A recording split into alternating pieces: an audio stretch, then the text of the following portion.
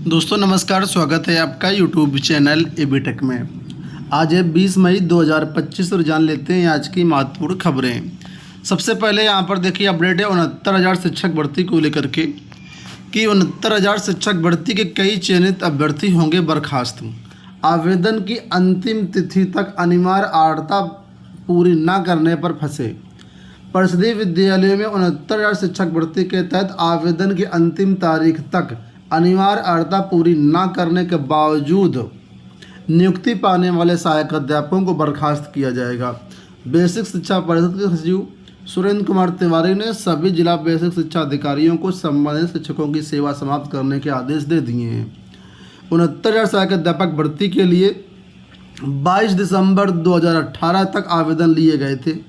नियमों के अनुसार आवेदन की अंतिम तिथि तक अभ्यर्थी के पास अनिवार्य अर्हता होनी चाहिए थी, लेकिन कई ऐसे अभ्यर्थी थे जिनके पास ये चीज़ें नहीं थी।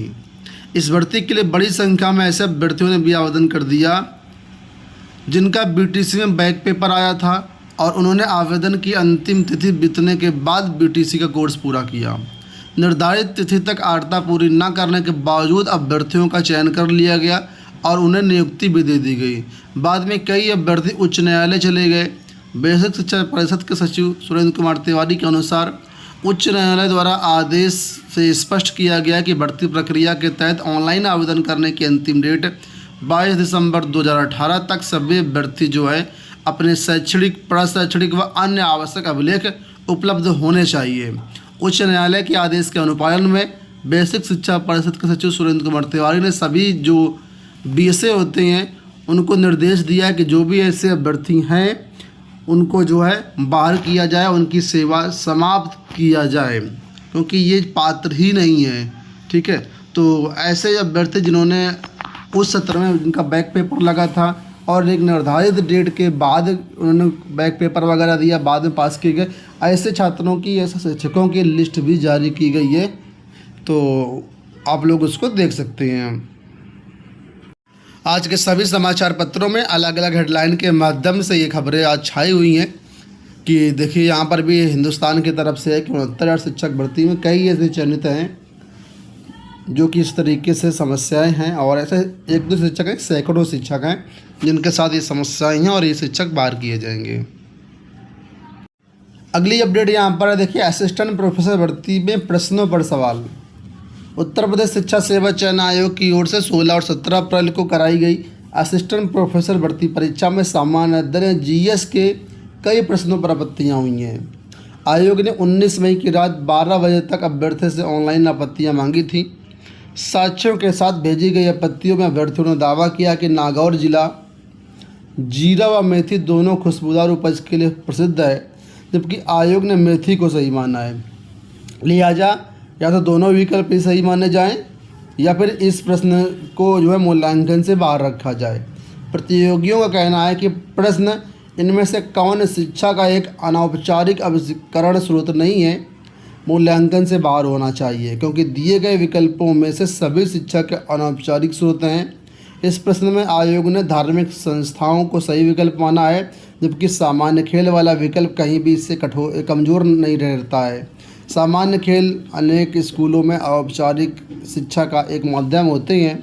खेल को एक विषय के रूप में भी मान्यता प्राप्त है।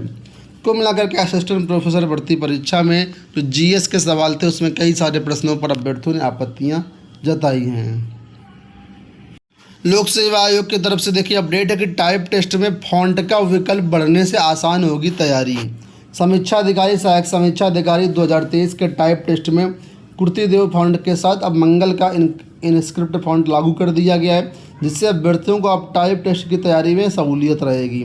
यूपीपीएससी की परीक्षा में कुछ वर्ष पहले तक परंपरागत टाइपराइटर पर टाइप टेस्ट होता था, तब एकमात्र कुर्तीदेव फॉन्ट लागू होता था, लेकिन जब से कंप्यूटर पर टाइप टेस्ट शुरू हुआ तब से अभ्यर्थियों ने मांग की कि कुर्तीदेव के साथ ही मंगल फॉन्ट भी लागू किया जाए। आयोग ने सबसे पहले अपर निजी सचिव भर्ती 2023 में कुर्तीदेव के साथ ही जो है मंगल फॉन्ट लागू किया था और अब आरओ में भी इसे लागू कर दिया है।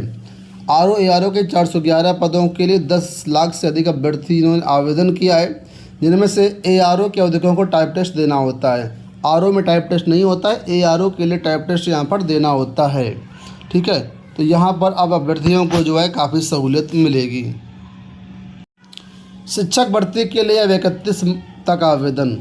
प्रोफेसर राजेंद्र सिंह रज्जू भैया राज्य विश्वविद्यालय में शिक्षकों की भर्ती के लिए ऑनलाइन आवेदन की अंतिम तारीख 17 मई से बढ़ाकर के 31 मई कर दी गई है। वही ऑनलाइन आवेदन की हार्ड कॉपी विश्वविद्यालय को उपलब्ध कराने की डेट 4 जून निर्धारित की गई है। आपको बता दें 21 विभागों में विश्वविद्यालय से 63 पदों पर भर्तियां आई हुई हैं, जिसमें असिस्टेंट प्रोफेसर, एसोसिएट प्रोफेसर और प्रोफेसर के पदों पर नियुक्तियां होनी हैं। अलग अलग विषय में ये पद हैं, तो अगर आप इसके लिए निर्धारित योग्यता रखते हैं तो आप लोग नोटिफिकेशन को देख करके आवेदन कर सकते हैं। यूपी SSS की तरफ से प्राविधिक सहायक ग्रुप सी की लिखित परीक्षा 13 जुलाई को। प्राविधिक सहायक ग्रुप सी भर्ती के लिए लिखित परीक्षा 13 जुलाई को सुबह 10 से 12 बजे के बीच कराई जाएगी। ग्रुप सी के 3,446 पदों के लिए 37,845 अभ्यर्थियों को शॉर्टलिस्ट किया गया है। लोक सेवा आयोग की वेबसाइट पर ये सारी जानकारी आप लोग देख सकते हैं। आपको बता दें PET 2023 के स्कोर के आधार पर वैकेंसी के हिसाब से 15 गुना अभ्यर्थियों को लिखित परीक्षा के लिए शॉर्टलिस्ट किया गया है। अभ्यर्थी के आयोग की वेबसाइट पर अपना परिणाम देख सकते हैं कि कौन कौन अभ्यर्थी शॉर्टलिस्ट किए गए हैं। परीक्षा के लिए प्रवेश पत्र अलग से जारी किया जाएगा। इसी क्रम में आयोग ने हवलदार इंस्ट्रक्टर के लिए 24 पदों के सापेक्ष दक्षता परीक्षा के बाद 20 अभ्यर्थी अंतिम रूप से चयनित कर दिए हैं। यहाँ देखिए अपडेट है कि भातखंडे में कंप्यूटर साइंस समेत कई विशेषज्ञों की भर्ती। लखनऊ से अपडेट है कि भातखंडे संस्कृति विश्वविद्यालय में 23 विषयों में अध्यापन कार्य के लिए 53 अस्थायी शिक्षकों की नियुक्तियाँ होंगी। इसमें हिंदी, अंग्रेजी, संस्कृत, कंप्यूटर साइंस जैसे विषयों की भर्तियां यहाँ पर होंगी। 5 जून तक इच्छुक अभ्यर्थी जो है यहाँ पर समस्त अपने डॉक्यूमेंट्स के साथ जो है आवेदन कर सकते हैं। आवेदन पत्र विश्वविद्यालय की वेबसाइट पर उपलब्ध हैं, तो अगर आप इसमें भी इच्छुक हैं तो आप लोग जो है इसमें अपना आवेदन कर सकते हैं। पदों की संख्या यहाँ पर देखिए राइट साइड में आपको यहाँ पर दी गई है, इसको आप देख लीजिए। 11,000 ग्राम पंचायतों में बनेगी डिजिटल लाइब्रेरी। प्रदेश के 11,350 ग्राम पंचायतों में डिजिटल लाइब्रेरी की सुविधा दी जाएगी। प्रत्येक लाइब्रेरी की स्थापना पर 4-4 लाख रुपए खर्च किए जाएंगे। पहले चरण में कुल 454 करोड़ रुपए खर्च करके डिजिटल लाइब्रेरी की स्थापना की जा रही है, ताकि यहाँ पर किसी भी प्रकार कोई समस्या छात्रों को ना हो। CBSE परीक्षाओं के नतीजों के बाद अब अंक बढ़वाने का अवसर। CBSE के रिजल्ट जारी होने के बाद अब छात्रों के अंक बढ़ाने का अवसर मिलने जा रहा है। हर साल की तरह छात्र अपने अंकों का सत्यापन करवा सकेंगे और उत्तर पुस्तिका की फ़ोटो कॉपी भी प्राप्त कर सकेंगे। बोर्ड ने इस साल प्रक्रिया में थोड़ा बदलाव किया है। अब छात्रों को मूल्यांकित उत्तर पुस्तिका की स्कैन कॉपी प्राप्त हो सकेगी। बाद में वो अंकों का सत्यापन और पुनर्मूल्यांकन करा सकेंगे। 12वीं के ऐसे छात्र जो अपने मूल्यांकित उत्तर पुस्तिका की स्कैन कॉपी चाहते हैं वो लोग 21 मई से 25 मई के बीच आवेदन करेंगे। इसके लिए उन्हें प्रति विषय जो है 700 रुपये का भुगतान करना होगा। देखिए लिखा है कि भर्ती परीक्षा में हाईटेक नकल 13 गिरफ्तार।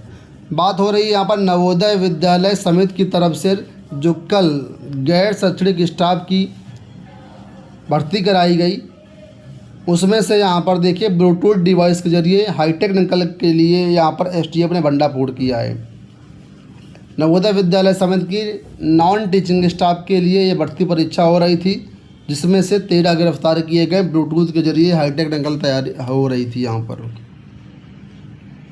दोस्तों ये हो गई आज की सारी सूचनाएं। इस वीडियो में इतना ही। धन्यवाद।